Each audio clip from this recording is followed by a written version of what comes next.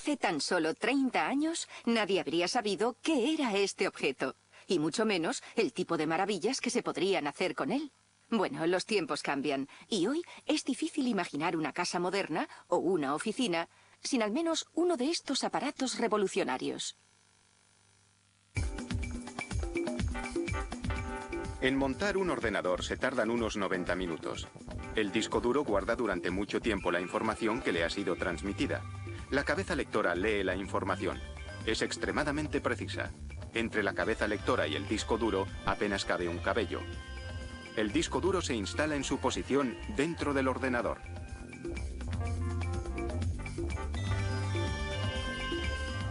Hay otras dos unidades que almacenan información. El lector de discos de 3 pulgadas y el lector de CD-ROM, que permite la lectura y ejecución de programas grabados en discos compactos.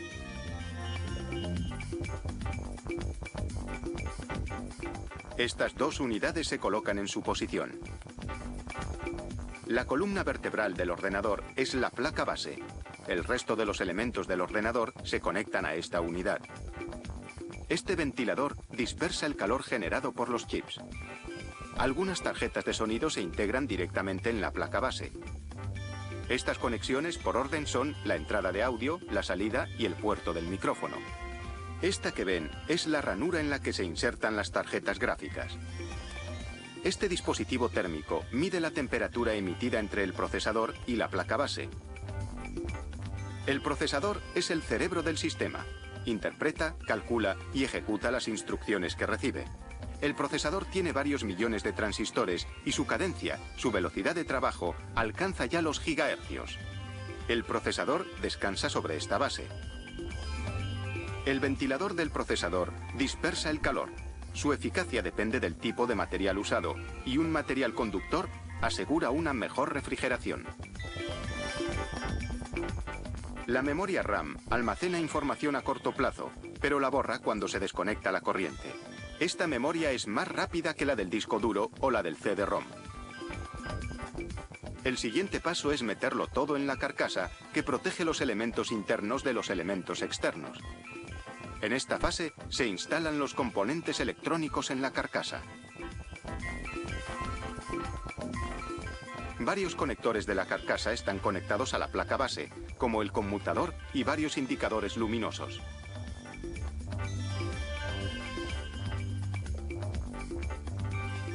Esta es la salida de la tarjeta de vídeo, que conecta el ordenador al monitor. Vemos también el chip del vídeo, que crea imágenes en 2 y 3 dimensiones. Esta es la memoria de vídeo. Cuanta mayor sea su capacidad, más clara será la imagen que aparece en el monitor. Se coloca la tarjeta de vídeo en su posición. El módem permite la comunicación entre ordenadores. Sus condensadores producen una señal telefónica muy nítida para facilitar las comunicaciones. Estos condensadores del módem controlan la información que circula entre ordenadores. Se instala el módem fax.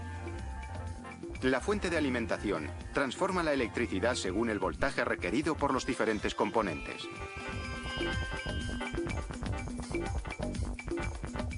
Se coloca el cableado interno del ordenador. Gracias a él, la información circula entre los diferentes medios y la placa base. Se conecta el cable ID y el CD-ROM.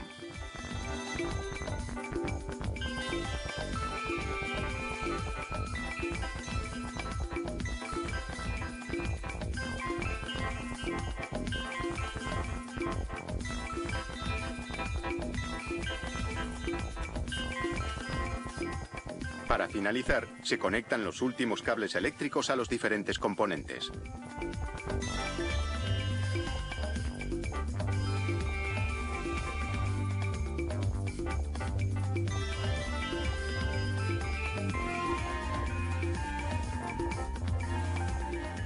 Ya ha concluido el montaje de los 30 componentes del ordenador. Antes de cerrar la carcasa, se comprueban todos los ordenadores para verificar el funcionamiento de los periféricos. A continuación se cierran y se embalan. Esta fábrica produce unos 300 ordenadores al día.